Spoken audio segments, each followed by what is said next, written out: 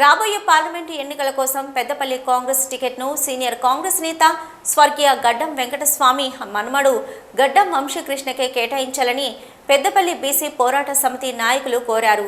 పెద్దపల్లిలో మీడియాతో మాట్లాడిన బీసీ పోరాట సమితి నాయకులు దివంగత గడ్డం వెంకటస్వామి కాంగ్రెస్ పార్టీకి చేసిన సేవలు ఎనలేనివని అన్నారు. ఇప్పటికీ ఆయన తనయులు కాంగ్రెస్ పార్టీ బలోపేతానికి కృషి చేస్తున్నారని చెప్పారు. అలాంటి కుటుంబానికి చెందిన గడ్డం వంశీకృష్ణకు రాబోయే పార్లమెంటు ఎన్నికల్లో పెద్దపల్లి కాంగ్రెస్ సీటును కేటాయించాలని కోరారు.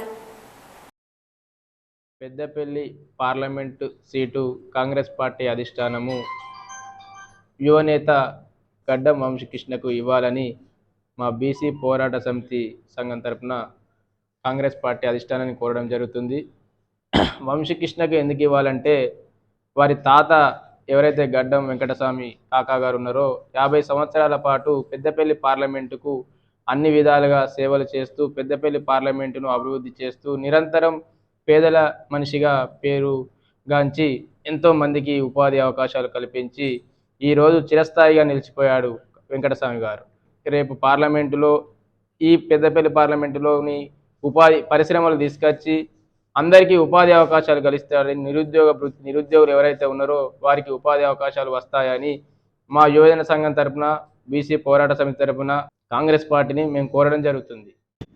మరి ఎంపీ టికెట్లు అయితే నాకు తెలిసినంత వరకు రాత్రి సమాచారం మేరకు మరి కాంగ్రెస్ నుండి 9 పేర్లే ఒక్క పేరునే చెప్పుకుంటూ తీర్మానం చేసి మరి మంత్రివర్గం ఒక్కొక్క పేరు చొప్పున 9 పేర్లు పంపడం జరిగింది.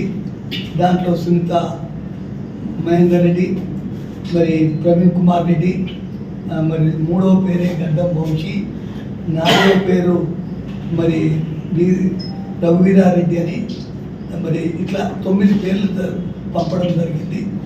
జీవన్రెడ్డి గారి పేరు మన జిల్లా నుండి మరి నిజామాబాద్కు పోటీ చేయడానికి జీవన్రెడ్డి గారి పేరు ఇవ్వడం జరిగింది. ఈ 5 ఏళ్ళు పనిచేసిన దాంట్లో ఒక్కొక్కరితోటి వెంకటస్వామి లాంటి కుటుంబాలు 4 కుటుంబాలకు లెక్క పెట్టినా ఒకటి కాదు.